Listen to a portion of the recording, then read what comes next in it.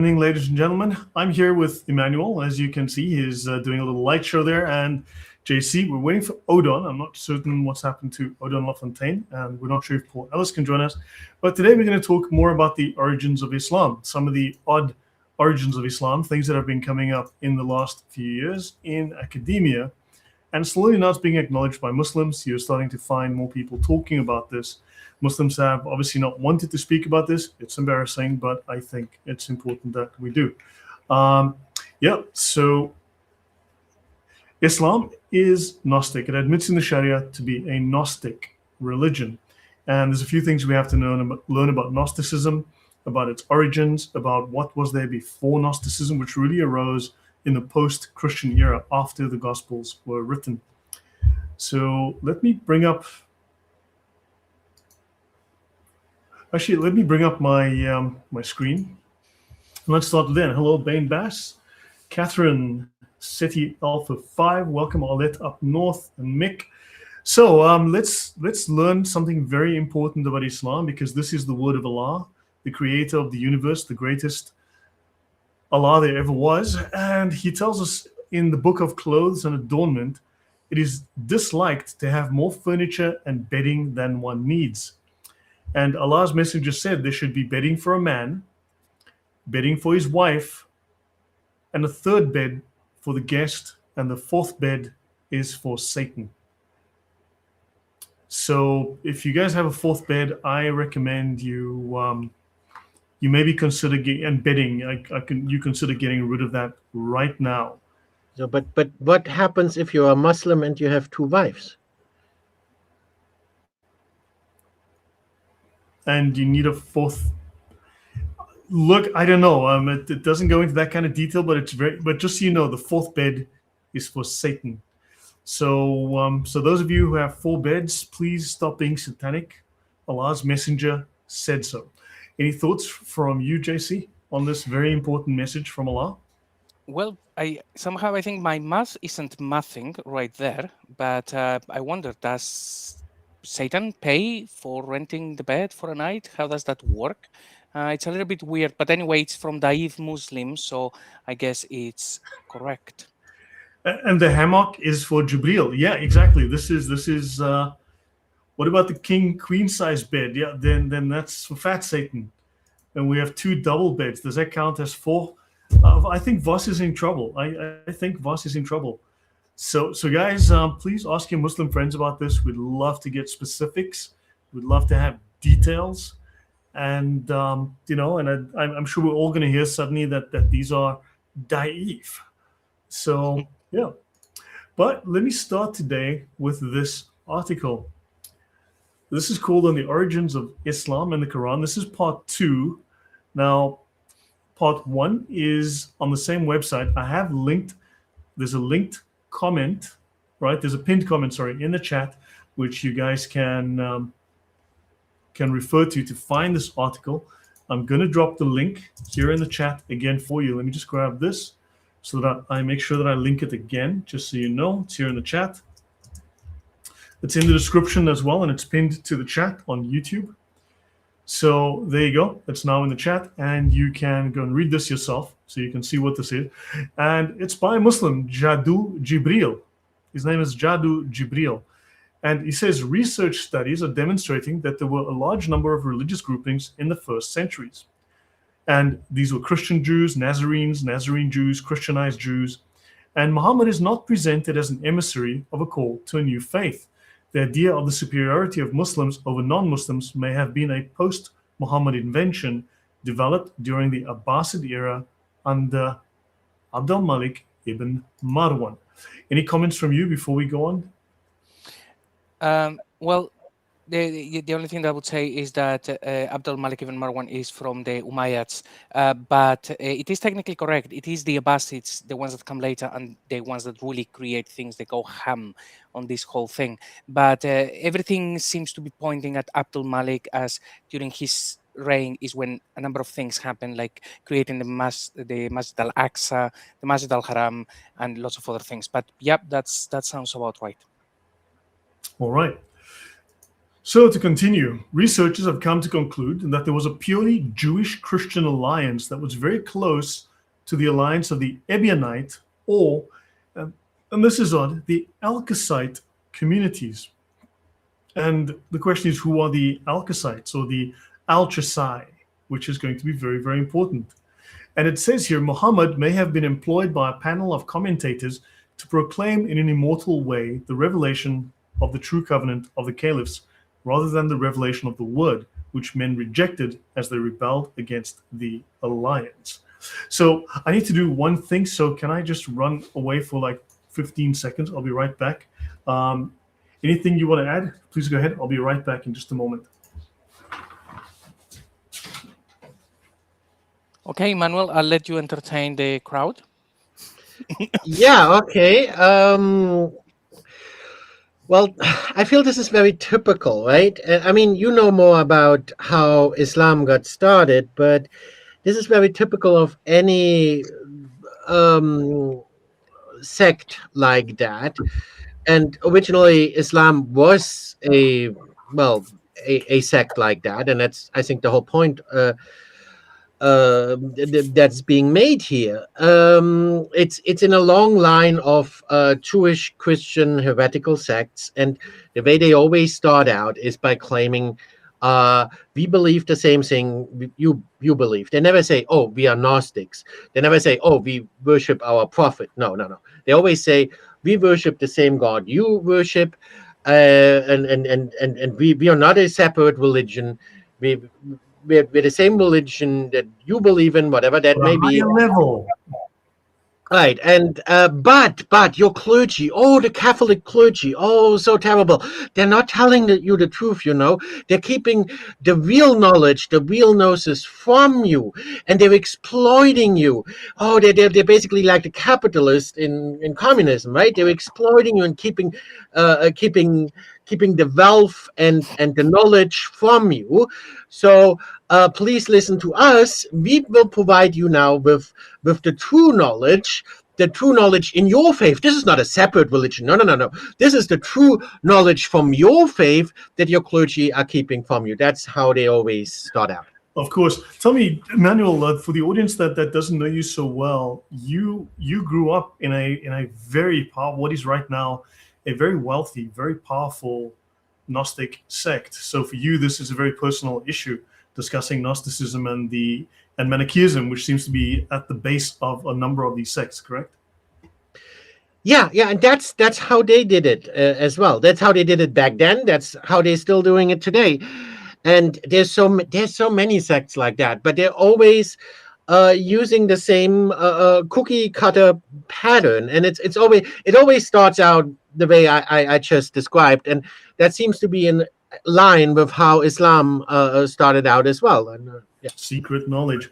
He goes on, in an interview with Layla Qadr for a book, The Three Faces of the Quran, published in 2014, and written in cooperation with Arun Amin Saad al-Din, which is clearly another Muslim name. So it's a bunch of Muslims doing this.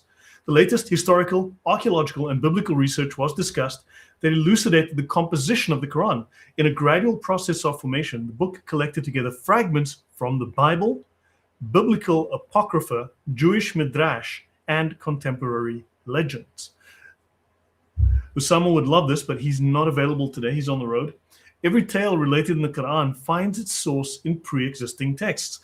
JC, didn't we just go through a host, a large number of the tales in the Quran, which we find are literally myths, legends, and comic book stories, which the Quran now claims are the word of Allah?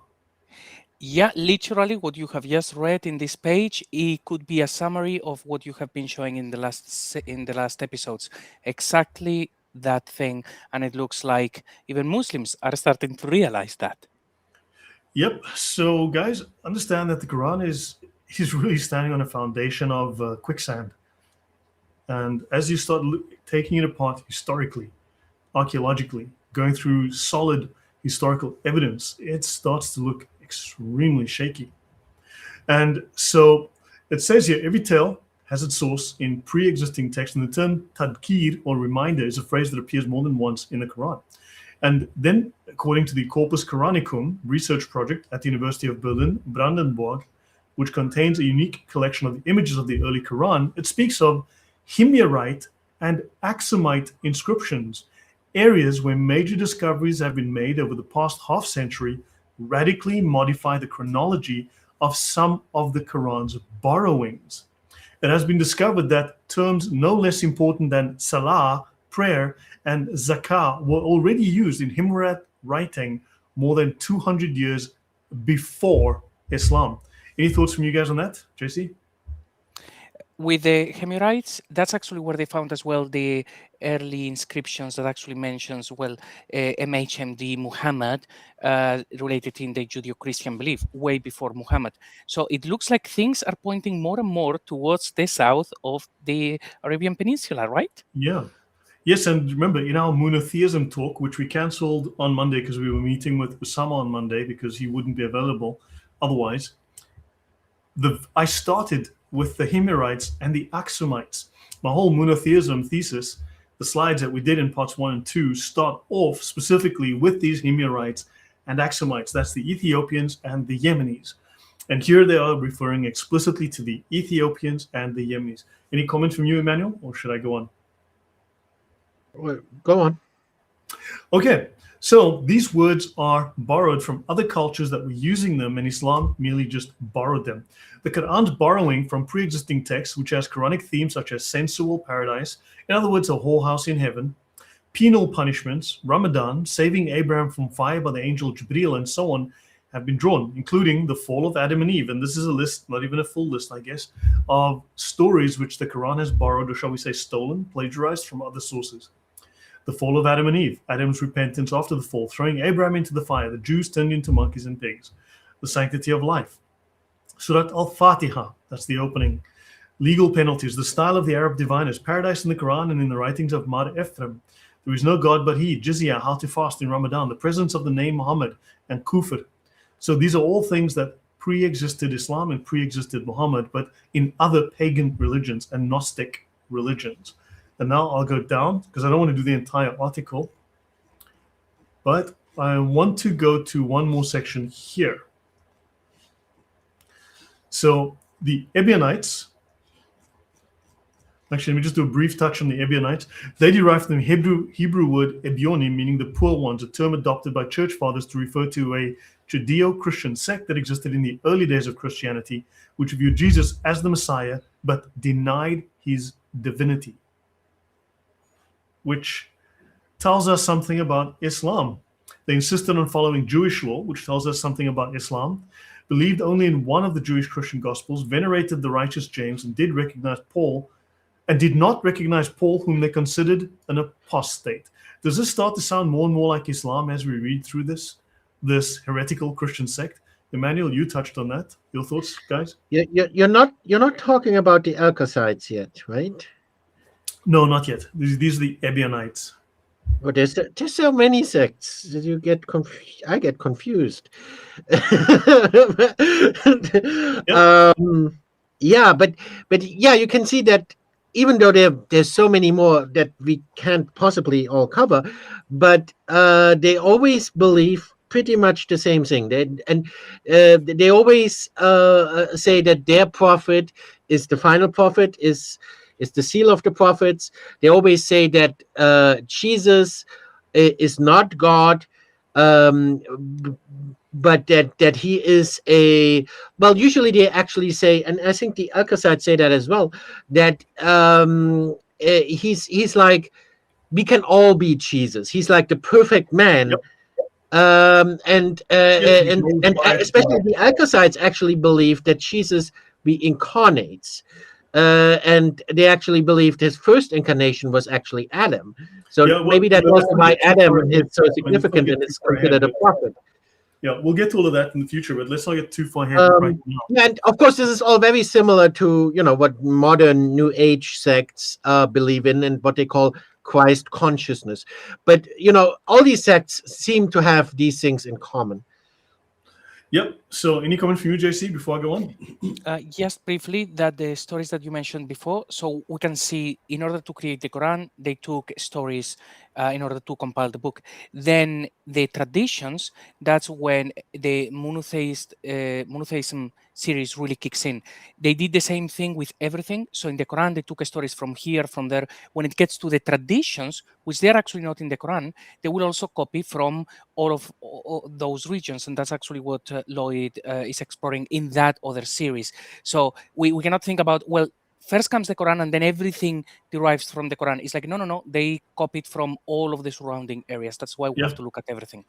So the church fathers considered the Ebionites to be heretical Jews. There is disagreement as to whether the Ebionites and the Nazarenes, and this is a pity why Odon is not here, because he would have then obviously been able to add his thoughts here, and the Nazarenes are two different sects or constitute a single sect, which is what the church fathers believed. So these are heretical Jews. And they were in Jerusalem, oddly enough. And of course, they migrated to other regions and they changed their names, right? They followed the commandments of Moses. They considered Jerusalem to be the holiest city, but they also rejected many of the doctrines of the Nicene Creed, such as the eternity of Christ, his divine and human nature, his virgin birth, and so on and so on. Now, the Ebionites accepted only the Hebrew or Aramaic version of the Gospel of Matthew, referred to as the Gospel of the Hebrews, a sacred text added to the canon of the Hebrew Bible. And they allowed marriage from 2 to 3 times up to 7 times. So you could have 7 different marriages. Interesting. And they had an Injil called the Gospel of the Hebrews. So we're starting to see a couple of oddities running here. Now, a little bit about the Al-Chasai. According to early Christian and Manichaean sources, Al-Chasai or Al-Chai was the founder of the sect of the Alkacites and the recipient of a book of Revelation, the book of Al-Chasai. His is also said to be the belief, I'm going to try and zoom in a bit again, but then this page is so badly written. His is also said to be the belief of Mani of the Manichaeans, the founder of the Manichaeans. According to Epiphanius, the name Al-Chasai means the hidden power. In Aramaic, it's Hail Kasai. Eusebius, in his ecclesiastical history, composed in the mid-3rd century, notes the following about the Arabian Peninsula and the Alkacites. Once more in Arabia, other persons sprang up, introducing a doctrine foreign to the truth, and saying that the human soul dies for a while in this present time, along with our bodies at their death, and with them turns to corruption, but that hereafter, at the time of the resurrection, it will come to life again along with them. There's come just now a certain man who prides himself on being able to champion a godless and very impious opinion of the Halkacites, as it is called.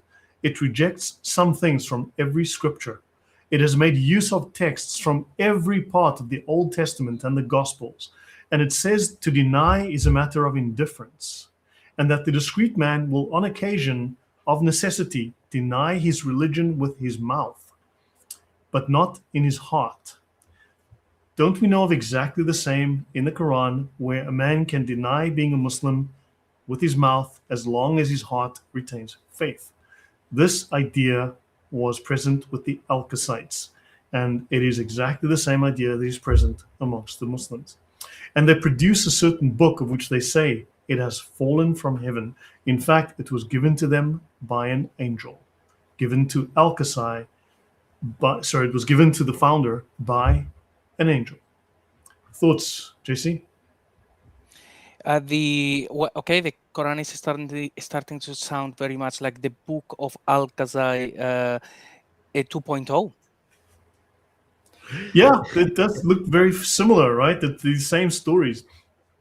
So the book, according to Epiphanius, condemned virginity, right? There's a bit more here, incontinence and made marriage obligatory. So you couldn't have a girlfriend. You had to get married if you wanted to, have a girlfriend.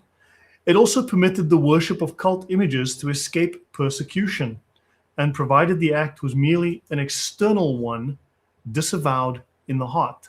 This is exactly what the Quran teaches. Prayer was always to be made towards Jerusalem. And of course, we know that originally the Muslims prayed to Jerusalem before they switched to wherever the heck they did, and finally Mecca. Any thoughts before I move on to the next? Yeah, let's make that clear so that everyone gets that. So you're talking about the Alkacites. That's you're probably gonna get to that. That's the religion that Mani grew up in. What distinguishes it from Manichaeism mainly is actually that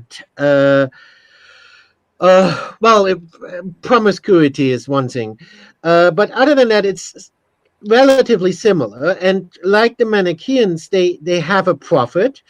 An angel appeared to that prophet. I think it was even in a cave. Then and while they acknowledge previous prophets, including Jesus, whom they regard as a prophet, um, they do emphasize that their prophet is the final prophet, is the seal of the prophet. So in a way, their prophet is superior, and likewise, their sacred text is superior to the Bible. They emphasize that a lot. That yeah, on the surface they kind of recognize the Bible, but their revelation that was given to their prophet by an angel in a cave is superior to the Bible. They have a Qibla, as you just said.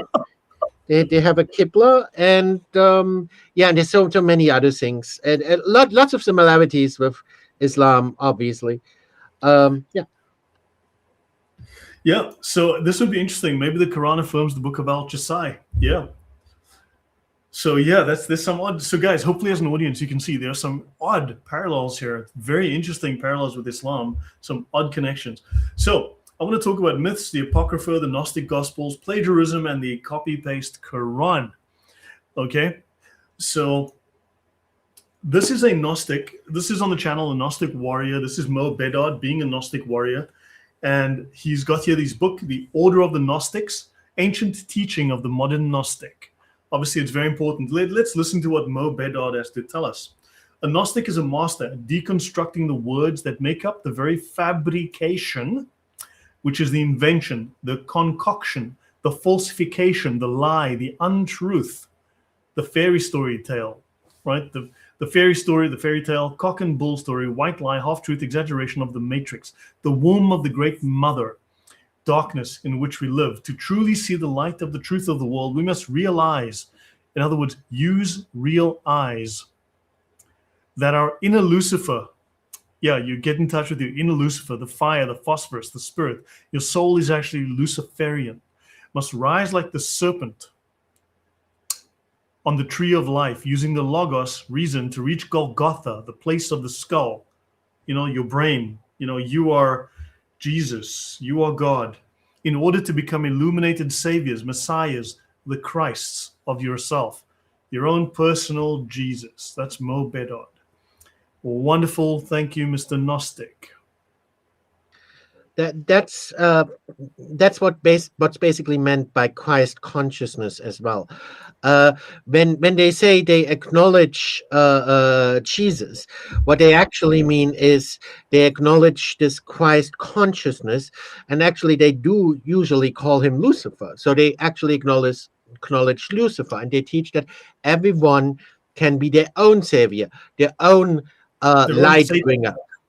Their own savior, their own light bringer, right? That's what Lucifer means. It means light bringer, and they regard him as the good guy, and they identify him with Jesus.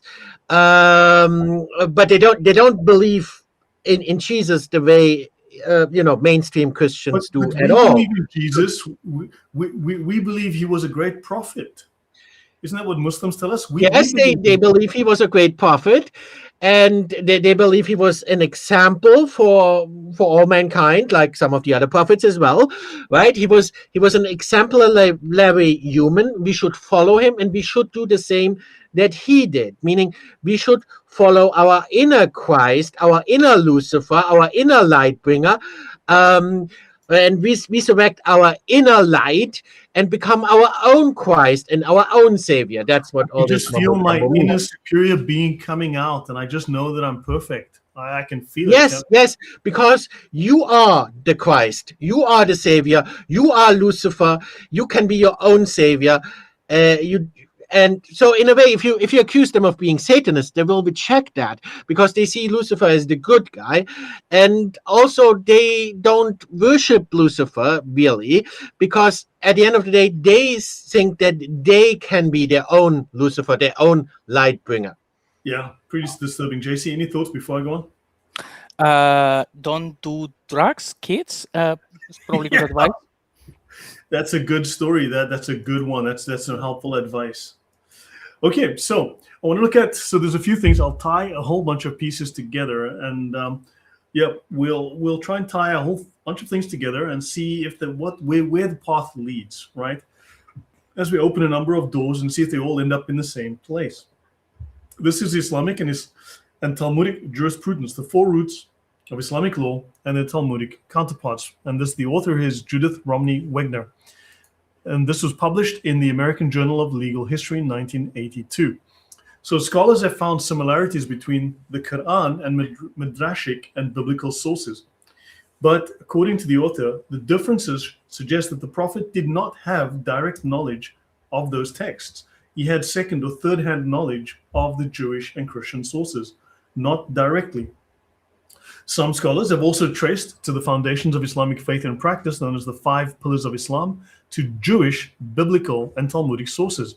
The name Islam, which means wholehearted submission to Allah, is related to a Hebrew word used in scripture and in rituals to encourage wholehearted service to God, Yahweh, the God of the Bible. The 5 pillars are affirmation of monotheistic faith and of Muhammad's apostolate, communal prayer, zakat, fasting, and pilgrimage. Compare, there is no God but Allah, with Hear, O Israel, Yahweh is our God, Yahweh is one. That's Deuteroscopy 6:4, the Shema. So these are all central themes. The rest of them are central themes of the Jewish sacred days of judgment, New Year, and Atonement.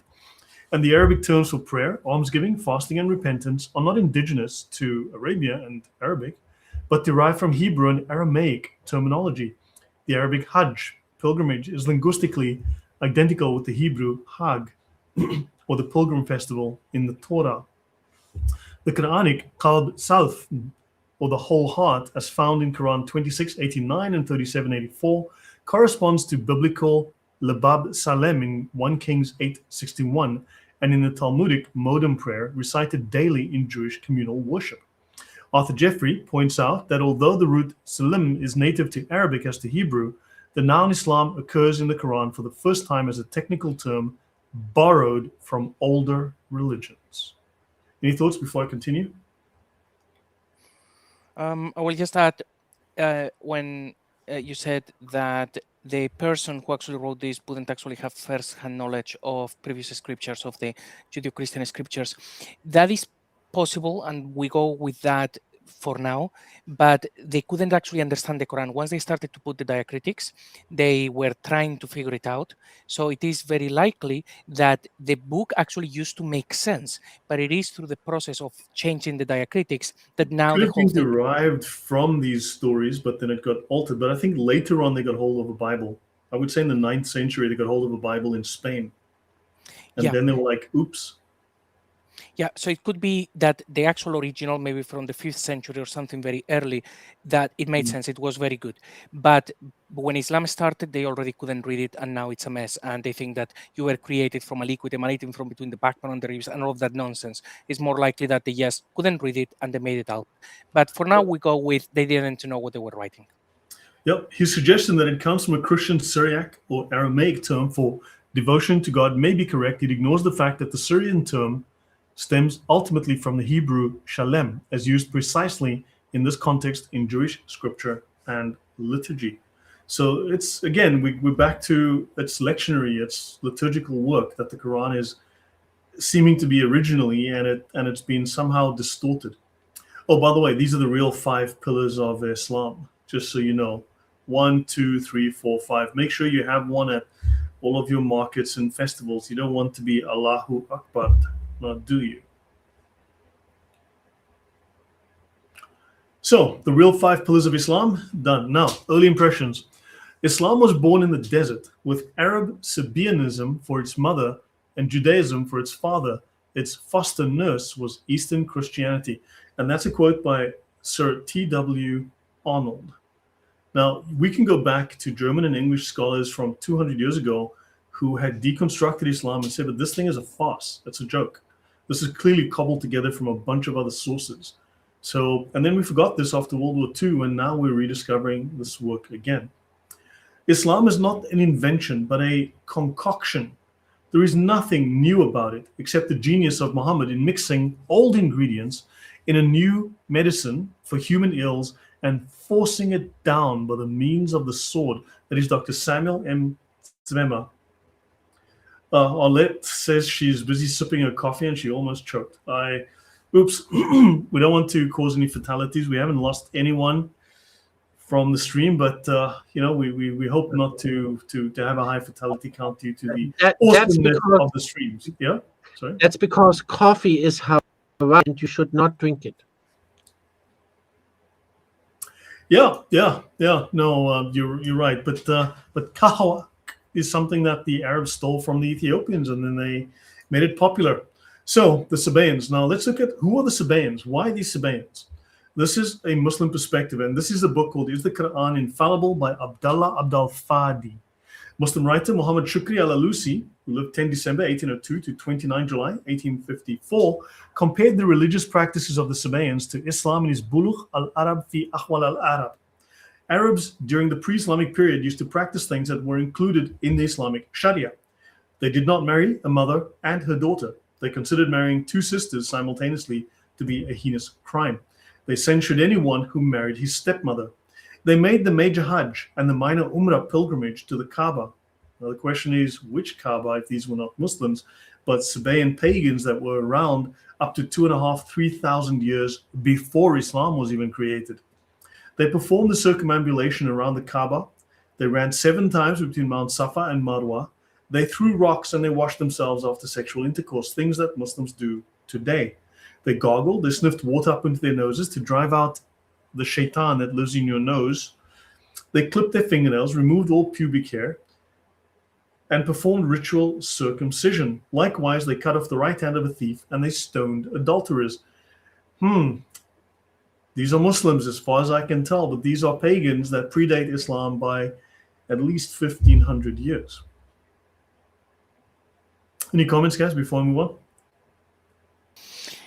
Incredible. Yep, you have just described practices that are, Islamic and from the right region. Because if someone were doing this like in South America, you would say it's unrelated, but it was right there. So yeah, definitely they copied this from them. Yeah, it's from exactly the same region. Remember we spoke of the Aksamites and the Yemenis? Well, these guys were Yemenis. These Sabaeans were Yemenis. And the religion spread all the way up into Syria and Turkey and so on. And all of that's going to be relevant in the monotheism series. The Sabaeans have 5 prayers. Good grief. Does anyone know? Anybody can help me name you won't get any prizes though, a religion which has 5 prayers a day? Can't think of one, Emmanuel. Darn it. I'm pretty sure it's Buddhism. I'm sure. It's the name is coming to me. Right? Similar to the 5 prayers of the Muslims. Others say they have 7 prayers, 5 of which are comparable to the prayers of the Muslims with regard to time. There's morning, noon, afternoon, evening, and night. The 6th is at midnight and the 7th is at forenoon, but these are optional prayers. And in Islam, you can also do 2 optional prayers. Oddly enough, isn't that just a weird, pure coincidence? It is their practice to pray over the dead without kneeling down or bending the knee. They also fast for 1 lunar month of 30 days. Oh my gosh, aren't Muslims doing that right now? Sorry, no, Muslims are just skipping lunch and then moaning about it on social media and telling everyone else not to eat because Muslims are fasting. Somebody think of the Muslims. They start their fast at the last watch of the night and continue till the setting of the sun, just like the Muslims. Some of their sects fast during the month of Ramadan. Oh, Ramadan was around before these guys. Oh my golly. They face the Kaaba when they pray. They venerate Mecca and believe in making pilgrimage. They consider dead bodies, blood in the flesh of pigs as unlawful. They also forbid marriage for the same reasons as Muslims. This is 95% Islam right here. And this is a pagan religion going back at least 1,500 years before Islam even came on the scene. I think you are just reading too much into this. It's just a massive coincidence. As Quranic Endgame said, there's some guy called Quranic Endgame in the. This guy looks very smart. He says, why invent when you can just steal, right? Of course, playing devil's advocate here, but obviously, the correct answer is yes, of course, there will be similarities because they also had a prophet, and obviously, their religion became less corrupted than the Christian religion. So I'm just thinking that's what Muslims would probably say. Am I wrong? No, you're not wrong, but I think the list of coincidences has been growing. I mean, if we do once we go back to monotheism next week, we're going to start discovering that, man, there are just way too many coincidences and parallels and things that look like copy paste from pagan religions. In the Bulugh al-Arab fi Ahwal al-Arab, we read the 4 sacred months had been considered, and Muharram had been considered sacred during the pre-Islamic period of the Jahiliyyah. Raids, taking revenge, war fighting, and disputes were forbidden. If you met your enemy who killed your father or brother during these months, you would not quarrel with them. During the sacred months, the people were under restriction not to fight or make raids and had to remove their spearheads. As a sign, they would avoid fighting. So obviously, Islam borrowed the hallowing of these months from pre-Islamic Arabs and introduced nothing new into the world. And that's Abdullah Al-Fadi is the Quran Infallible, page 127. It's probably linked in my archive. Check in the description box. Go to the Google archive. You'll find it there. So nothing new under the sun. And the Sabaeans are mentioned in the Torah, and they are the enemies of the Jews. Yeah, the Sabaeans are mentioned. They worship the moon. It's, monotheism. Isn't that odd? All these weird connections. So Muhammad the Sabi, it was said about the Sabians of Haran, that's in Turkey, just over the Syrian border, that they used to make a yearly pilgrim to the pyramids of Egypt. Maimonides said that the Sabians are remnants of the ancient Egyptian priests who practiced hieroglyphic magic, a system of language encoding that can engineer consciousness. Now, earlier we had the Gnostic warrior talking about engineering your consciousness using words, because that's what a monastic warrior does. Well, you've all heard of the Akhruf, right? The 7 Akhruf and all of that, right? You've heard of the Qira'at and the Akhruf, the readings. Well, Huruf, Akhruf is plural of the singular harf, which means letter of the alphabet. Yes, it also means word. In grammar of the Arabic language, it also means a Quranic reading or a dialect. However, that is not all that the word Akhruf means in Arabic. You have the science of the Akhruf or the Huruf, which is onomatomancy, a magical practice, an occult practice, based on the occult properties of the letters of the alphabet and of the divine and angelic names which they form. So it's communion with angels and using words to create magic. It's called letter magic. So, yes, any thoughts before I go on, guys? Not me, I'm good. So, Thoth of Egypt, right? Thoth was the god of ancient Egypt. He was a moon deity, though they had other deities who also served as moon deities. Thoth is also known as Hermes Trismegistus, and he is the father of Gnosticism. He founded Hermeticism, and out of Hermeticism comes Gnosticism. So let's have a look at Da'if Bukhari. And for Muslims who come on and always tell me, but yeah, you quoted a Da'if hadith, that's called a joke. It's actually Sahih Bukhari. Please learn your Islam. Please learn some of your deen before you come and attack me for quoting a Da'if hadith when I'm joking. It's actually Sahih. She asked, where? And they said, to Allah's messenger. She said, do you mean the man who is called the Sabi? So Allah's messenger, according to the Sahih hadith, Da'if Bukhari, was known as the Sabi, the man with a new religion. They replied, yes, the same person, come along. And they brought her to the Prophet Muhammad, of course. And she said, a strange thing, 2 men met me and took me to the man who is called the Sabi. And this is in Da'if Bukhari, volume 1, book 7, hadith 340. It's also in volume 4, book 56, hadith 725. So Muhammad, according to Islam's own sources, is not a Muslim. He's a Sabaean, and we just discussed who the Sabaeans were. They were a pagan sect that worshipped the moon, that had practices that were 95% the same as Islam. Isn't that an odd coincidence?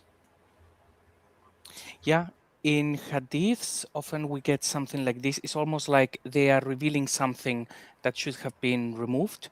And that one is certainly an odd one. Do you know the difference between Sahih and Da'if? Say again, sorry? Well, what is the difference? Uh, well, it's just that when you quote the Sahih Hadith, it becomes da'if when a Muslim hears it, but when he quotes it, it's legit. Yeah. Also, basically, the difference between Sahih and Daif is the spelling, which is the ahruf.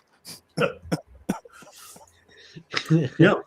And the word saba'a means the one who has deserted his old religion and embraced a new religion. Interesting. So Muhammad had deserted an old religion and embraced a new one. Abul Aelia said, the Sabis are a sect of people of the scripture who recite the book of Psalms. We know for a fact, we just spoke about the Sabis. The Sabis are a bunch of moon-worshipping pagans. And now they're supposed to be a people of the book, the Bible of all things, the scriptures, who recite the book of Psalms. Isn't that fascinating? Didn't we just have a bunch of Gnostics and heretical Jews and Christians who recited their own books, who wrote their own Gnostic Gospels, and who recited the book of Hebrews, which was not a canonical Christian book? So Gnostics who use Psalms, and just so by sheer coincidence, Gnostics who are known to have used the Psalms include the Manichaeans, the Sethians, the Valentinians, the Naasians, and the Hermetics. Very interesting. Any comments before I go on? Jesse, I just want to ask you in earnest, what is the Islamic perspective on this? Are Muslims aware of this? Do they say, oh yes, we recognize money as one of the previous prophets, even though money, of course, is seen as the seal of the prophets, but of course the Islamic perspective would be that he's not the seal of the prophets. But do they see him as one of the prophets before Muhammad? I think actually Lloyd has spoken about money, or I think may have been Mel. Well, not necessarily just money. I was just using him as an example for one of those prophets. We could also use what was his name, Al-Kasai, right? Are Muslims aware of these prophets like Mani and Al-Kasai, who preached a religion very similar to Islam? And then how do they explain it? Do they explain it by saying, oh, these are legitimate prophets that just came before Muhammad, and that's why we have so many coincidences and similarities? Okay, so I will explain it like Usama would do, which is Muslims have never read a single book outside of the Quran. That's the only thing that they read and the only thing that they have to believe. All of the information they get is from whatever hadith their imams tells them. That's it. They don't have any knowledge of anything else. Now, if you go to the scholarly circles, JC, your volume is very low. You want to boost your gain. Emmanuel, you may want to pull your gain down. You're very loud, but JC, you're very soft. Okay, let's see. Is it now any better? No. No. Okay, so I will try to fix it actually before the next comment. Okay. Yeah. So just go on. Just finish your point. Yeah, on this one, fine. So that they, what these people do is, if someone they can use as saying he was a prophet of Allah, they take it. They took Alexander the Great, who was a polytheist. They've taken, I think it's Buddha, anyone at all. They will say, oh yeah, these people were prophets of Allah. They don't have a history. They don't have a prophet. So anytime they see someone in history they can grab, they will say, this guy was one of ours. Just like the Muslims were the first people to be in every country. All of this is just nonsense. Islam is about taking what other people have. So if you ask a Muslim about money and they happen to know about him, they would say he was one of ours if it is convenient. Otherwise, they will say he wasn't. It's always like that. Yeah. Yeah. So understand, Gnostics were using Christian texts for a long time. The Gnostics came after Christianity, not prior. Prior, you had all these weird sects, these Jewish-derived. You could vaguely call them Gnostic. There were certain overlaps, but there were Hermetic groups and Kabbalistic groups. And then after the Book of John is completed, then you see about half a decade or less later, you start to see the Gnostic groups start to appear over the next two or three centuries. But again, we're back to the Manichaeans and other groups. And these groups, the Sethians, these are all going to be very important. We're going to learn more about them. It's going to be relevant. Now, the Valentinians believed that the Psalms contained hidden meanings and symbolic teachings that aligned with their Gnostic worldview.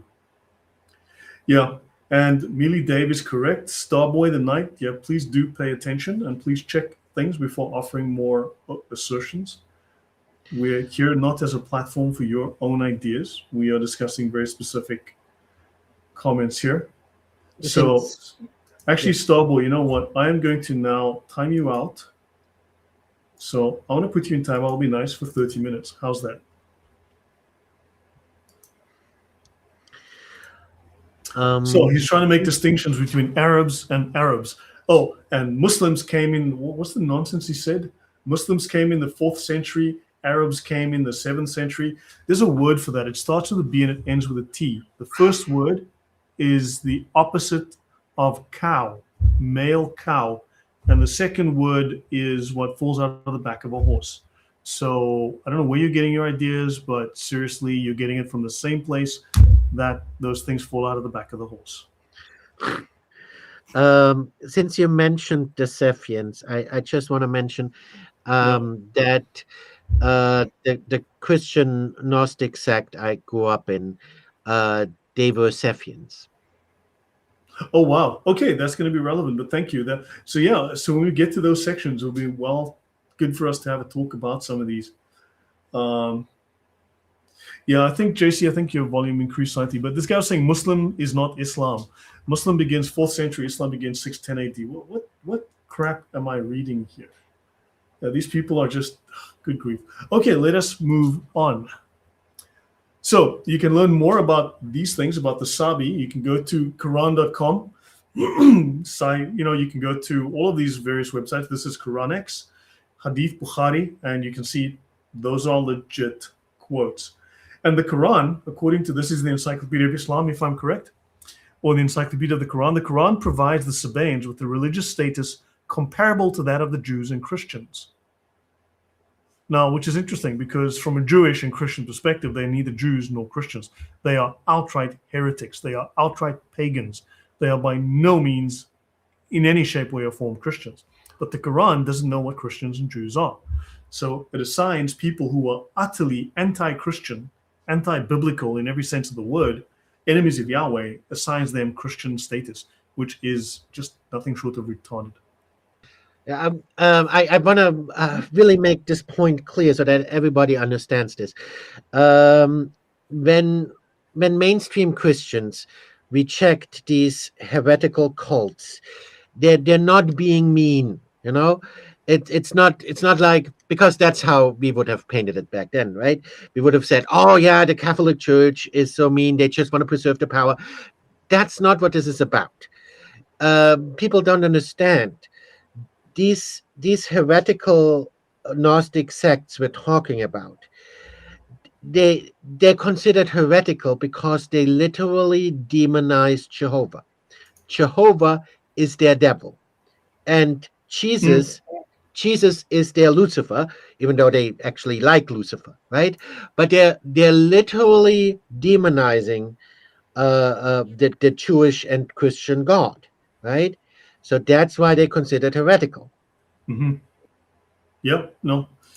So no. Yes. So, Let me just add one more thing. So on the previous slide, when you said the Quran, they say that basically the Sabians, they are also from the Abrahamic faith. They actually do the same with the Magians, which they are meant to be the Zoroastrians. So it does look like they're pulling from things that are completely different. They might have said that the Buddhists are Abrahamic. So absolute nonsense. Yeah, I mean, you've seen recently they start to claim that Zoroaster was a prophet of Allah because, Allah spoke through different people at different times and blah, blah.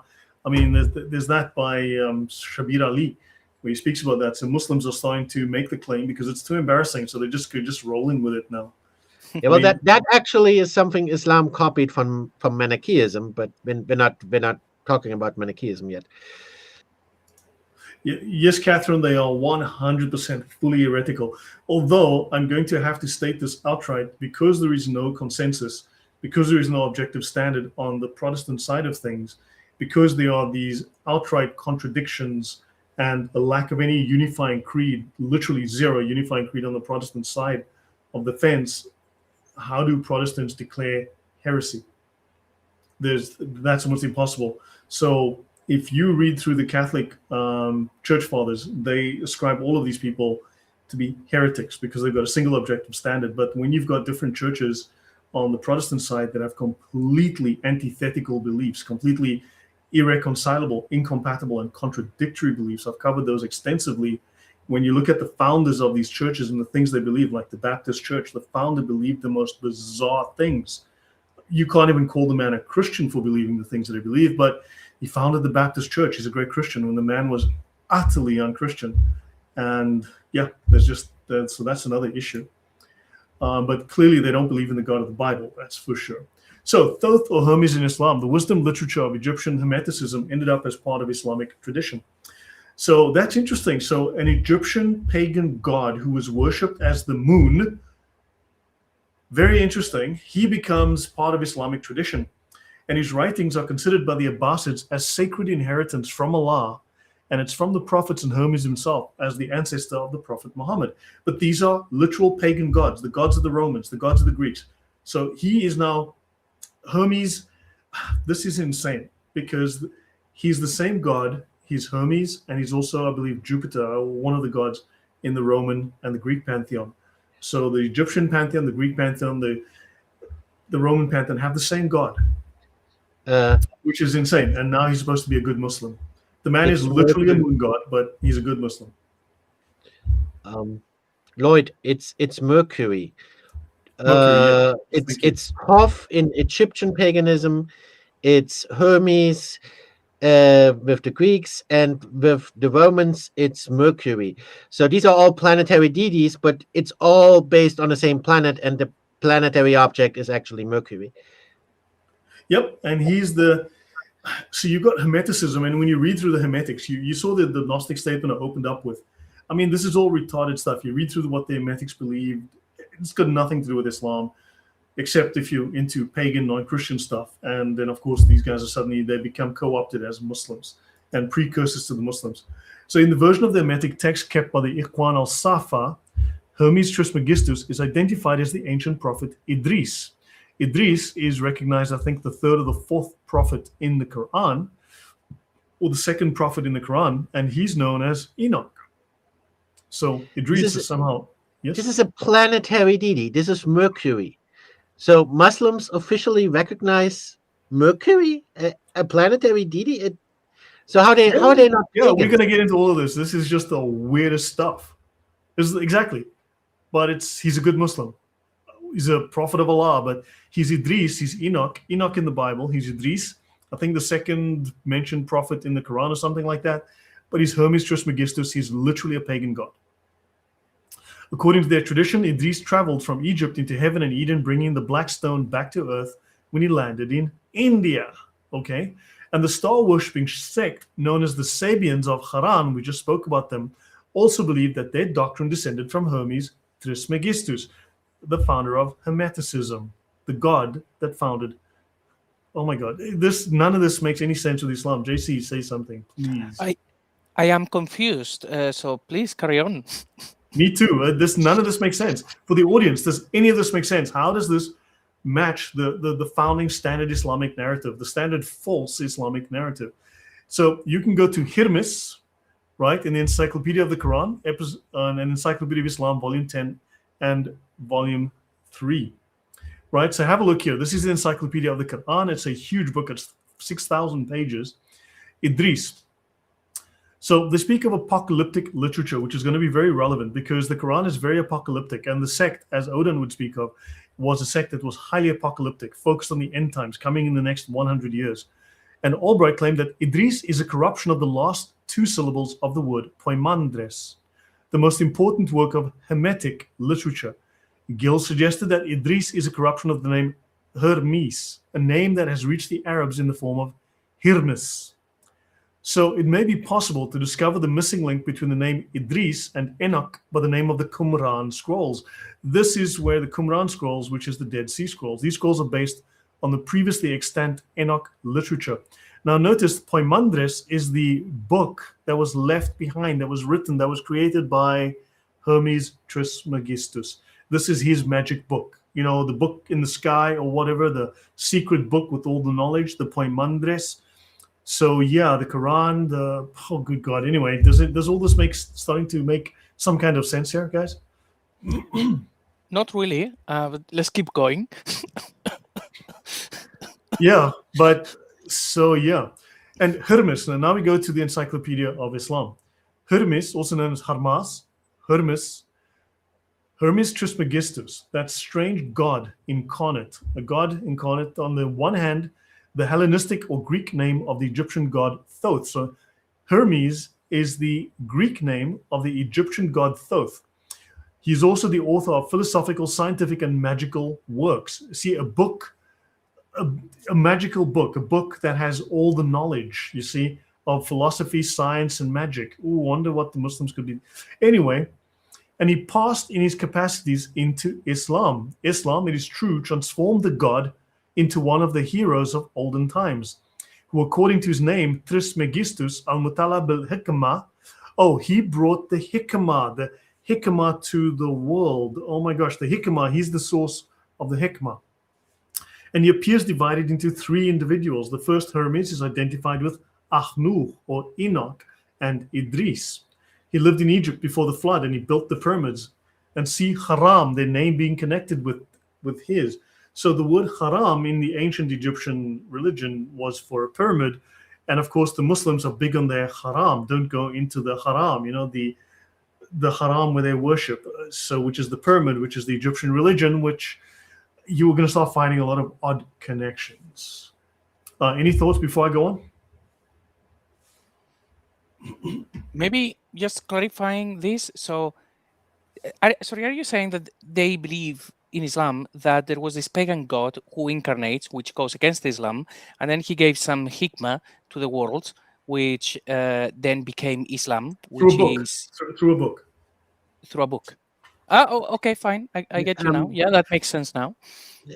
I understand that for Muslims, this all this stuff is gonna be hard to believe because they've probably never heard this before. But if you are a Muslim scholar, then you will know this stuff, and I know this stuff, and I recognize all this stuff because this is the stuff we were into: Hermeticism, Gnosticism, right?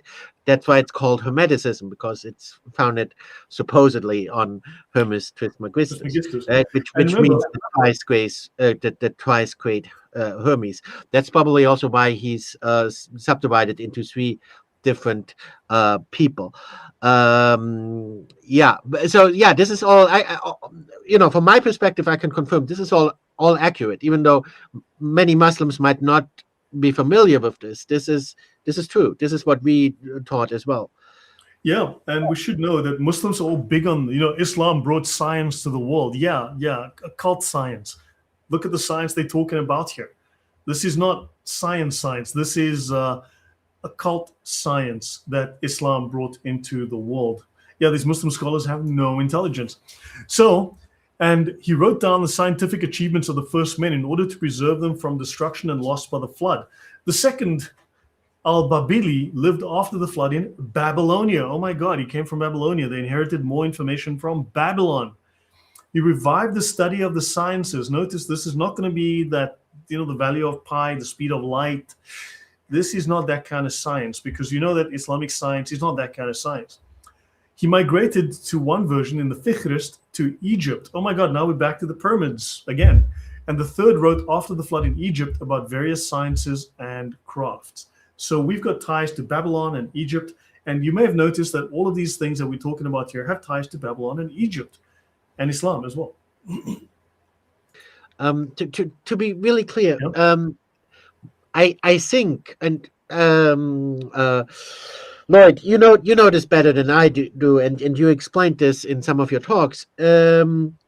Muslim scholars know this kind of stuff. The actual scholars know it. The mainstream.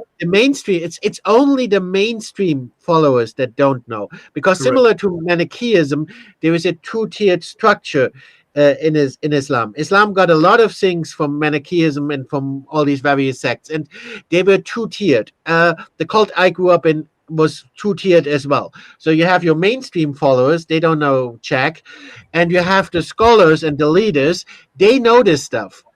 But it's just because it's a two-tiered society that the mainstream followers don't. Correct. So there are some serious problems. Islam has 4 tiers. Islam has 4 tiers. And actually need to set up my index. I Okay. reinstalled my Well, computer. I need to set up my Okay, well, index. I didn't know that Islam actually had four, because we only had two, and Manichaeism likewise only has two. Let me actually find it for you. I'll actually show you the multiple tiers of Islam. So um, the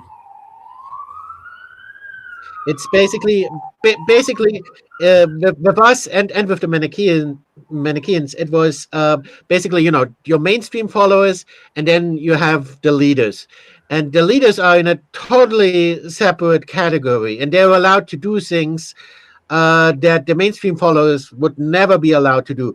Basically, they have a different set of rules, right? yeah.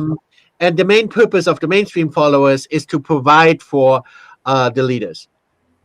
Yeah, the slaves must not be given the truth. So here are the four divisions. So Islam has two divisions and four levels, right?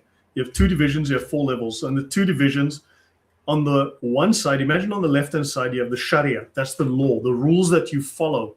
This is not about an internal devotion. This is just about do this or else. Switch off your hand. Basically, this is the legislative aspect, right? This is the law.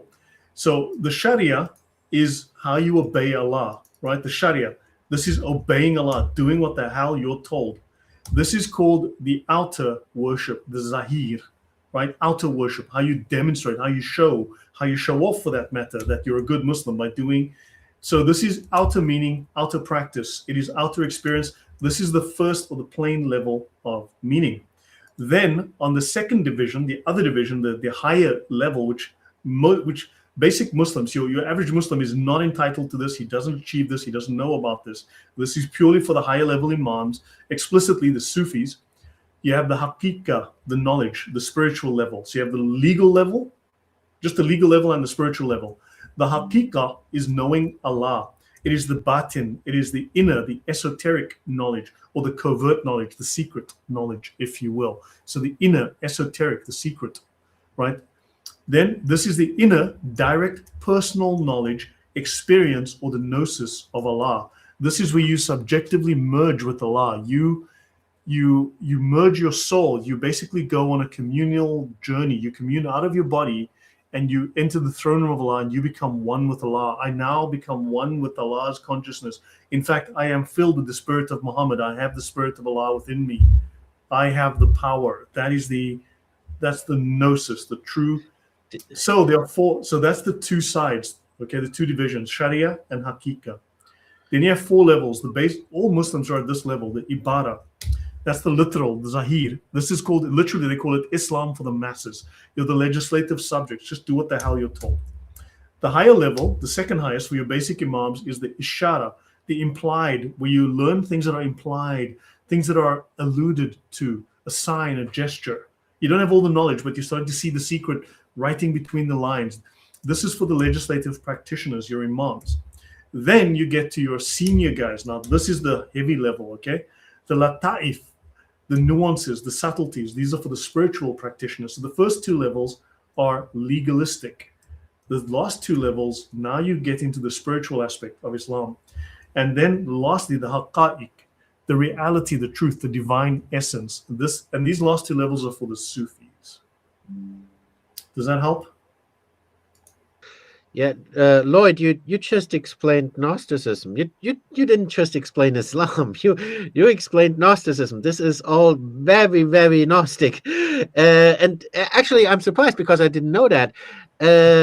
Islam seems to have a term and a concept of gnosis. Yes, it does. No, yeah. it explicitly says it's Gnostic. It explicitly says it's Gnostic. And the Sufis are the Gnostics of Islam. They are these guys on the bottom level here, levels 3 and 4. JC, how do you pronounce that? Haqa'iq. Okay, It's okay, the fabric of reality. Muhammad is the fabric. Think of it as the Holy Spirit. The Holy Spirit is what God used to create creation, right? The Spirit created everything, right? Through the Spirit, He made everything. No, this is Jesus exactly what we taught. Spirit, and Muhammad is made up of the Holy Spirit. Yeah. And so therefore you are also merged with the Holy Spirit now. Yes. You are one. Yeah, that is what we taught as well at the higher level, not at the ordinary followers level, but at the at the higher tier. That is exactly what we taught. Yeah. Well, so there you go. So I'll leave that there for a moment. So yeah, so hopefully you've learned something useful from that, everyone. So let us continue. So now let's go to Sahih Bukhari, good manners and form. Some Sabi, i.e., war prisoners, children and women only, were brought before the Prophet, and a woman amongst them was milking her breast to feed, and whenever she found a child amongst the captives, she took it over to her chest and she nursed it. She had lost her child, but later she found him. The Prophet said to us, "Do you think that this lady can throw her son in the fire?" We replied, "No, if she has the power not to throw it in the fire." The Prophet then said, "Allah is more merciful to slaves than this lady to her son." But it's interesting. Why would he be talking about people throwing their children into the fire? Well, this is something that certain pagan groups did. That's part of their worship, to throw children in the fire. So, same nonsense, different clothes. You Right. want me to explain? I can explain this real fast. Where this actually comes from. This is this is just your typical pagan stuff. Again, the origin of paganism are the planetary objects, and so this is all based on planets. And Saturn is associated. Well, Saturn is, of course, in Greek it's Kronos, and he is said to devour, to eat his children. Even here in Germany, we still have this also, same thing in ancient Germanic paganism. We have the myth and the figure of the Lloyd fresser, yeah, the people eater. And that's associated with Saturn, and in all the pagan religions, Saturn is seen as the one who eats his children. That's where this comes from. And that was seen as a means to appease him. So if you sacrificed your child, preferably your firstborn, to Saturn, then you could appease Saturn and you were blessed. And that's why they did that. Yeah. That's why they would sacrifice their children. Yeah. I just want to mention Spice Boy, who's back again. Obviously, he has his head right up his butt. But this is his favorite line. Oh, does Jesus pray to himself? Now, of course, Allah is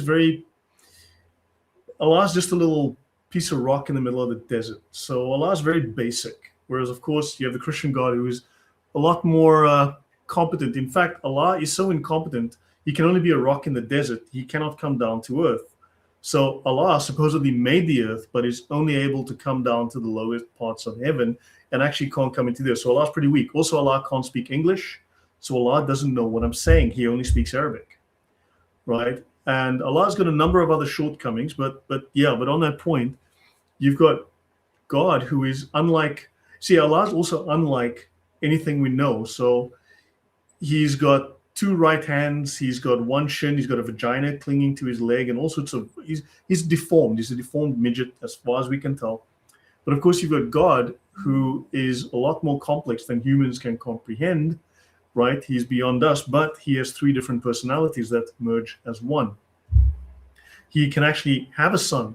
Allah cannot have a son. Allah is incapable. Allah is weak. He's kind of a low-tier, comic-level God, whereas the God of the Bible can have a son. He can be born, and he can actually then, as a human, become as a human, understand the human condition, and of course pray. So these are difficult things. Whereas Allah is just completely, Allah basically only knows how to throw bombs and chop off heads. Yeah. I just want to comment on this from a Gnostic pagan perspective, because it's very interesting again. So you already explained Gnosticism. Basically, there is this concept of the source God, and it seems, especially Sufi Islam and this kind of more Gnostic Islam aligns very much with that. Allah, of course, cannot have a son, not physically possible, because he is like basically immaterial. And he's not personified. He cannot be personified. That is because he's Gnostic. the Gnostic pagan perspective, The flesh is well, evil. for the Gnostic perspective, actually, in paganism, it would be possible to personify him, but the Gnostic in Gnosticism, the ultimate source God cannot be personified. The only thing you can do is you have this divine spark, and his divine spark then of course inspired Jesus. Jesus is inspired through his divine spark by the ultimate source God. That's the Gnostic perspective. So of course, that ultimate source God cannot actually be personified. That would be their perspective. Yeah, that would be dirty. Also, Allah prays for Muhammad. Allah and his angels prayed for Muhammad. So who the hell did they pray to? Also, if you go into the Sharia, amongst other things, I showed previously, and I've showed this many times, when you read the Sharia, it explicitly states that Islam is Gnostic, a Gnostic religion. But also, you learn in Islam that the world and what is in it are accursed. Whereas in the Christian Bible, right, within the Jewish and Christian Bible, you learn that God made the world and it was good. Of course, Gnostics believe that the world is cursed. Matter is cursed. Matter is evil, and only spirit is good. In other words, imagination is good, right? And Islam actually goes with the Gnostic belief that the world is accursed. You can see this right here. That is the Gnostic belief that Islam happens to share because it is a Gnostic religion. So just something to bear in mind, right? So let's talk about this. Can a lady throw her son in the fire? Right? So let's have a look at that. So let's look at Moloch or Moloch. The Bible passage that speaks against Moloch and throwing children into the fire is Leviticus 18:21, which says, "You shall not give any of your offspring to offer them to Moloch, nor shall you profane the name of your God. I am the Lord." So this prohibits the Israelites from sacrificing their children to Moloch, a god of the Ammonites and the Moabites. Of course, Muslims love to do human sacrifice. They'll sacrifice their kids with little, bombs attached to their belts and that kind of thing, right? And they'll burn them alive in fire. And this is an abomination in the eyes of the Lord. Now, other relevant passages include Leviticus 20:1-5, which says that anyone who sacrifices their child to Moloch will be cut off from their people and will bear the guilt of the child's death. But of course, Muslims celebrate the murder of their kids through suicide bombing. 2 Kings 23, which described King Josiah's attempt to abolish this practice, saying that he did away with the horses that the kings of Judah had dedicated to the sun at the entrance to the temple of the Lord near the chamber of Nathan Melech, the officer in charge of the god. And Jeremiah 7, which states that the children they sacrifice here will become their food, and they will sacrifice them here to Baal.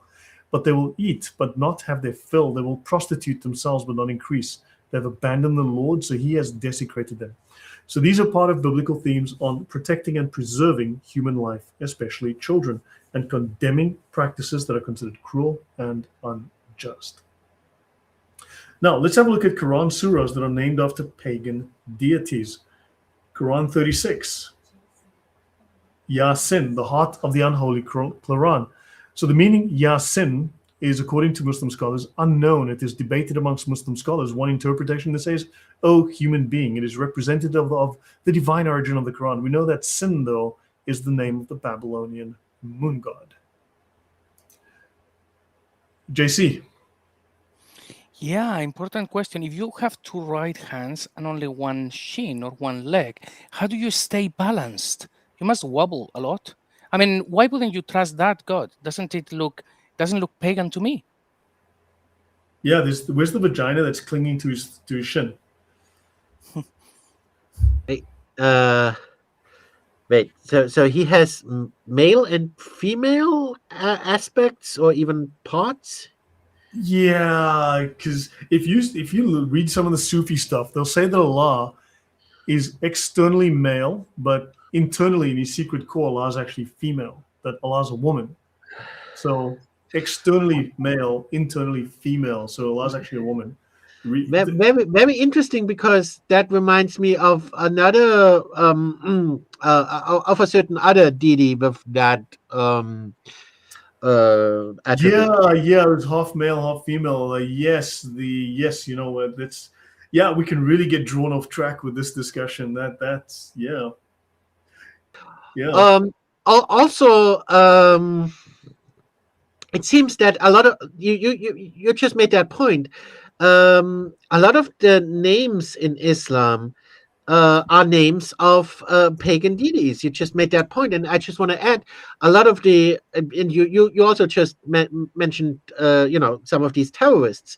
A lot of the Islamic terrorist organizations also seem to have names that sound weirdly similar or even the same as pagan deities. ISIS. And what's the other one? You mentioned that before, right? Hamas is that you mentioned that as a Yeah, pagan deity, right? correct. You know what? Yeah, but let's not get too off track. Well, you know what? Keep that. Put a pin in Yeah, that. We'll come back to that one. and of So course, yes, exactly. I was referencing Baphomet. Baphomet, yes, and of course, So Baphomet. Very interesting. Here again, you have the moon, and of course, the whole name Baphomet is actually just a Muhammad. It's actually the bastardization of. Baphomet is actually a French corruption of the name Muhammad.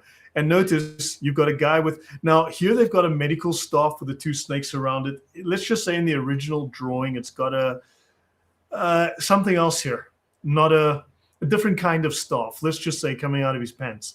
Yeah, isn't Something, that? Yeah, I and know he's the got original boobies. drawing, And he's got but boobies. You're talking but about a what they have. What they have here is actually a reference to Hermes, I think, right? Isn't that Hermes' staff? Since we were yeah. just Well, talking about Hermes, isn't that honestly, I have Hermes' no staff? idea. Honestly, I have no idea. But let's not get too off track here. We'll come back to this. But there's definitely something we can talk about again. Put a pin in that one. We'll come back to that topic. So, so in Quran 54, you have Al-Qamar, the moon, which is the moon god. So in Quran 55, you have Ar-Rahman, which is basically it's an Arabization of God, right? But it's their variant or version of it. Quran 53, you've got Al-Najm, the star. These are all these solar deities, these things based on constellations, things based on sun, moon, stars, right? Yeah, I think Raman that refers to Rama, right? The Indian deity, right? Rama. No.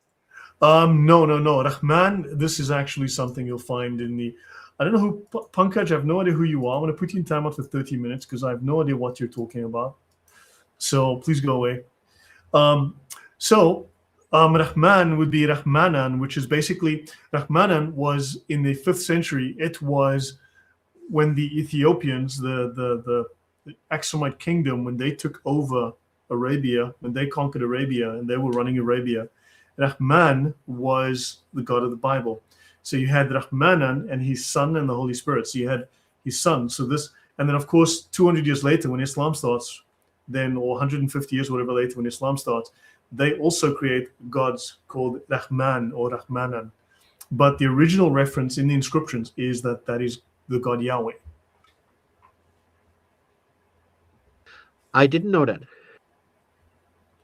Well, Let Up North says, no wonder I was pagan, then easily went to Islam before. I thought it was unrelated. Apocrypha, pagan rituals. Yeah, Islam is totally pagan. I'm seeing it clearly now. That's very interesting. Perhaps you want to come on and talk about that for a couple of minutes, Olet, explain that journey. That's interesting. So, yeah. So, yes, that is from Rahmana, epithet from the Jews for God. Yeah, exactly. And that's what the Ethiopians were using. So we've got in Quran 67, Al-Mulk, Al-Malik, or the king, the dominion, Molek, Akkadian Mulek, Molek, otherwise known as Molek, and people would sacrifice their children to him. They would burn them in the fire. Quran 85, Al-Buruj, the constellations, the mansions of the stars, At-Tariq, the morning star, Venus, Sirius, Canopus. And the Quran is actually oriented on Canopus, right? So the Quran is actually angled towards Canopus. It's actually astrologically aligned. You have Quran 91, Shams, the sun.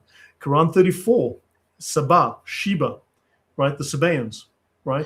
And so you've got all of these references in Quran texts that are named after pagan deities.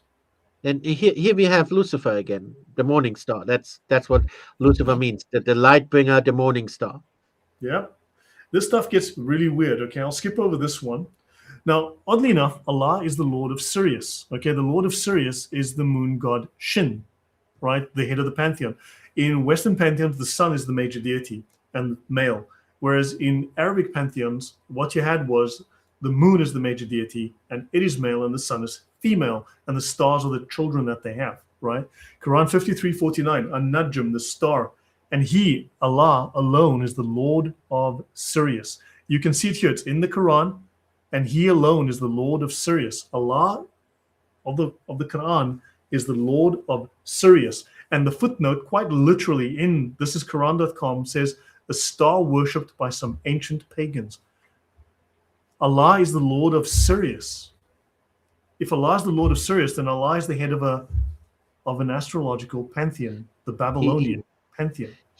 Sirius is here as well. Sirius is the morning star, Lucifer. So Allah is the Lord of Lucifer, of the morning star. Yeah, isn't this just a crazy one? JC, your thoughts? So I just want to say thank you to Phil. $10 from Phil. I read some hadiths that said Momo's companions collected his blood to drink, his ablution water, and spit to bathe, and asked for blessing. Sounds pagan to me. I was shocked the companions left that in. Oh, disgusting. Thank you, Phil. God, that's a brain-stabbing image if ever there was one. Yeah. So before we go on, JC, any thoughts you want to add? Just about this, I know how Muslims would spin this. It would be equivalent as if you said, well, Jesus is the Lord of, the Greek gods, for example, and people would understand like, okay, so those don't exist. So Jesus is Lord over everything. That's how they would spin it. But I think what we can learn from here is that they were familiar with those traditions, and that's very important because we can see from the other series that you've been showing that they are borrowing from these traditions, so they are very well aware of them. So very important. So Islam is literally borrowing from dozens of different pagan and Gnostic and astrological traditions. I mean, there's nothing original. It is just taking something from everything. So Sirius was worshipped by Nabonidus. King Nabonidus was the king of Babylon. Now, he was defeated or something. There was some issue. And he left Babylon and he traveled to Arabia, just north of Mecca, assuming Mecca was around back then in the day. And he established himself for 10 years in Mecca and he spread his religion. Isn't that a sheer coincidence? Only once is a star mentioned in the Quran by its old Arabic name, and that he is the Lord of Al-Shirra. Okay? وَأَنَّهُ هُوَ رَبُّ الشِّرَّةِ. Al-Shirra is the star Alpha Canis Majoris, also known as Sirius, the brightest star in the sky, which was worshipped by Arab tribes before Islam. And here the Quran tells us that Allah, the creator of all, is the Lord of Sirius. So Shin was the head of this pantheon of gods, the Babylonian moon god called Shin, also known as Mecca. You tell me what it says. Also known as Allah by the Yemenis, by the Sabaeans who knew him. So the Sabaeans would call him Mecca. You may have heard of a city in Arabia called Mecca, very important to the Muslims. Also known as the Babylonian god Shin, also known as Allah, long before Muhammad was alive. The moon god Shin was the head of this pantheon of gods. Shin is therefore the Lord of Sirius. Sin must therefore be Allah. Thoughts, guys?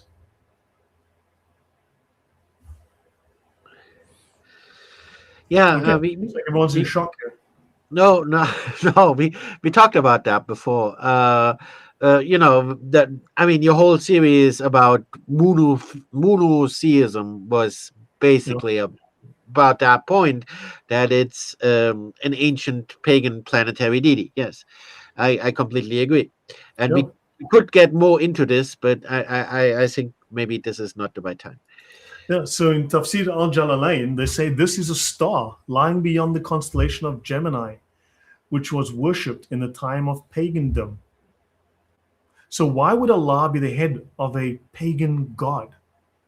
I thought there's no other god. Why is Allah in a pagan pantheon being in charge of other pagan gods? And in Ibn Abbas, and that he it is who is the Lord of Sirius, which was worshipped by the Khuzā. And when you look at the Khuzā, you just get back to Haran and you get back to the Sabians. Oh my gosh. Anyway. So yeah, this just gets... So the Banu Khuzā is the name of an Azadite Qahtanite tribe, one of the main ancestral tribes of the Arabian Peninsula, and they ruled Mecca. Oh my God. So they ruled Mecca for a long time prior to Muhammad. They lived in Yemen and then they moved north. They also worshipped Manat. Oh my gosh, and Muhammad named one of his sons after Manat, and Muhammad and his wife worshipped these gods, Alat, Manat, and Al-Uzza. And Khuzā became custodians of the Kaaba. So the Khuzā became custodians of the sacred house, the Kaaba, passing the duty on from father to son for 500 years. And one of them brought an idol called Hubal to Mecca from Syria, and they are connected to Muhammad genealogically. And Hubal, of course, Muhammad was consecrated to Hubal by his grandfather when he was a baby in the Kaaba. Isn't that all just a weird set of coincidences? Well, the more you talk, the more Abrahamic Islam actually sounds, right? Yep. Yeah. Pure monotheism, of course. Hubal is Baal, right? Yep. And what was it? Monad? Isn't that from the Satanic Verses? Yep. That's right. Yep. So this is pretty retarded. So, guys, I'll go for like another 5 minutes or so. This is just an introduction because it's a lot of threads I'm tying together. There's a bunch of things I'm trying to put on the table just to lay some groundwork. Yeah, Manat, one of the daughters of Allah, exactly. So, Tawhid is just the unification of all the idols. Yep. So, let's look at Gerd Puin, okay? This is Islam, The Hidden Origins of Islam by Karl-Heinz Ohlig and Gerd Puin.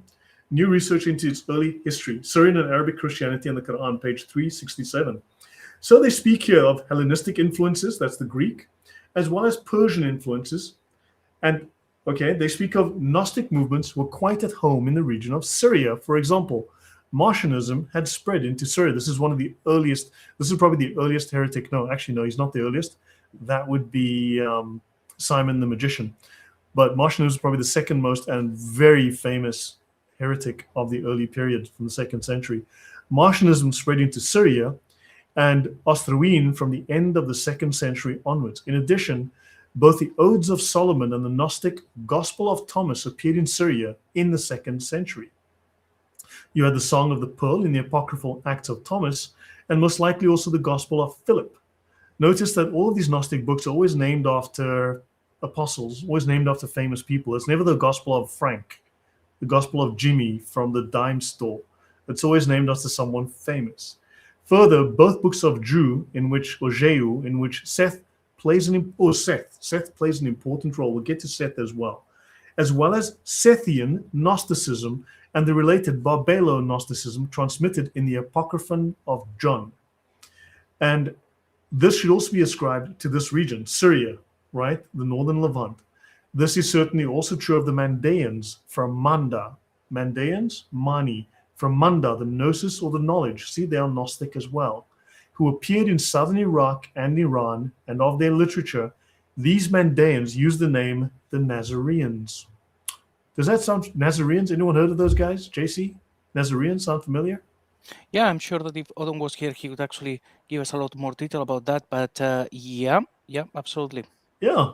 And they're called the Sabians in the Quran. Oh my golly, the Nazareans are called the Sabians in the Quran. And Manichaeism, so those are the Sabians we just spoke about. We spoke at length about the Sabians. And the Quran identifies the Sabians as people of the book.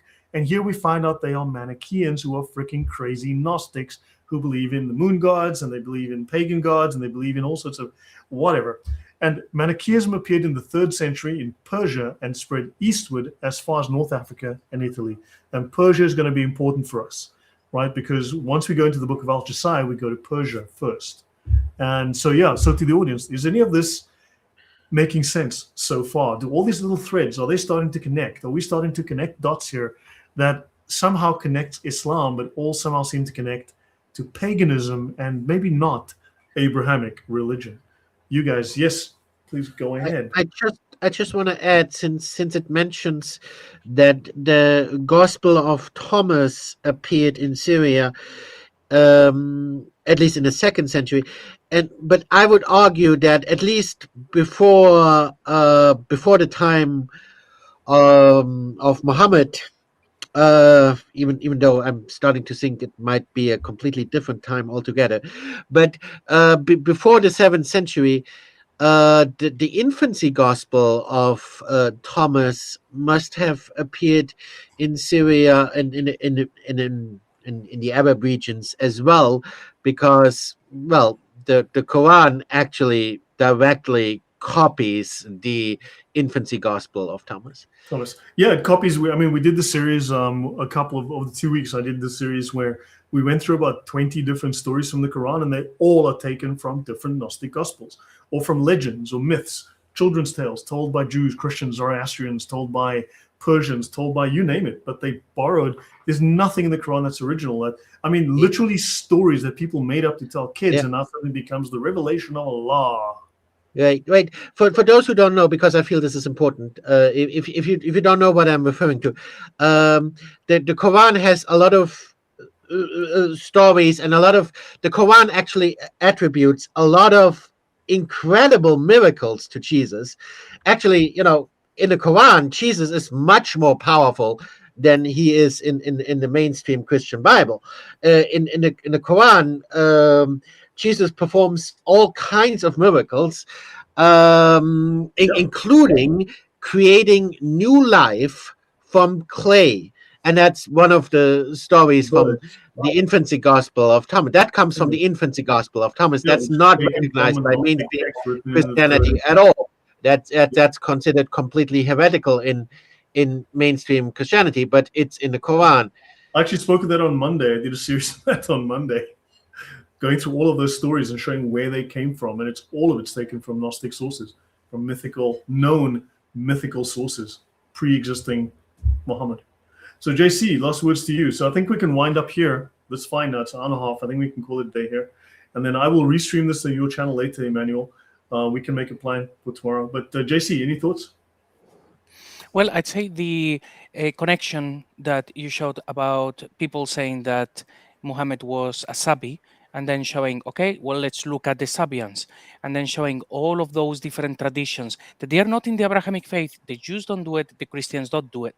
Yep. But the Sabians do it. It's like, come on, when you are looking for a smoking gun, I think that one is a very clear one, that their traditions, they don't come from the Abrahamic faith, they come from the culture of these first Muslims, whenever that was. So I think that's very, very clear. Well done. Correct. Agreed. Emmanuel, last word to you. Well, yeah, that I have nothing else to add. That's okay. What I just said is what I wanted to add. Okay, cool. Yeah, so guys, look, I think you can see every single idea that comes out of Islam is predated in some pagan religion, in literal Babylonian religion, because the Yemenis had adopted the Babylonian religion. They just changed the names of the gods to suit their language and culture, but it was the same pantheon, the same gods. So different names, but exactly the same deities. And these people were in Africa. They were and they were also buying. They were trading with the Greeks. They were trading with the Romans. They were trading with India, possibly even China. They were very powerful empires of the day, the third, fourth, fifth largest empires in the world at the time. And they were bringing gods from Greece and so on, and putting them in Yemen. And they controlled Arabia. They controlled the routes, the trading routes on land, on sea.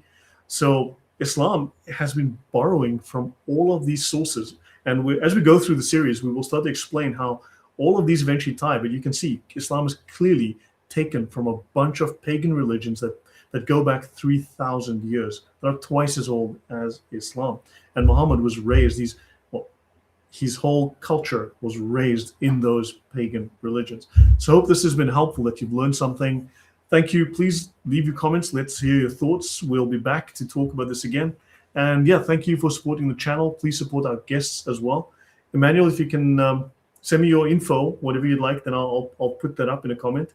And of course, JC, everyone knows who JC is, I think. So look up Quranic Endgame. And guys, thank you very much. And we shall see you all next time. Take care. God bless.